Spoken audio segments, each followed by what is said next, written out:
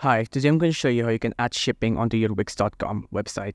So start from the dashboard here, and then you want to scroll down and then click on this settings. On settings, go to here, shipping and fulfillment. And every time a Wix website is made, two automatic shipping is made.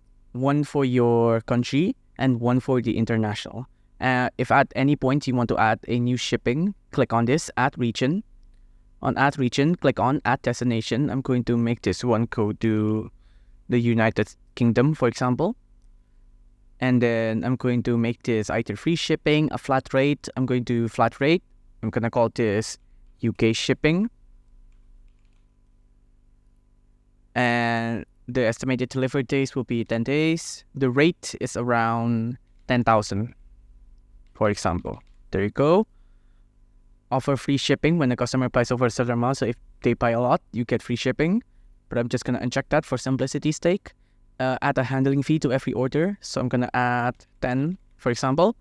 You can also do add local delivery, or you can do add pickup, but I'm going to skip that for now. I'm going to click on save.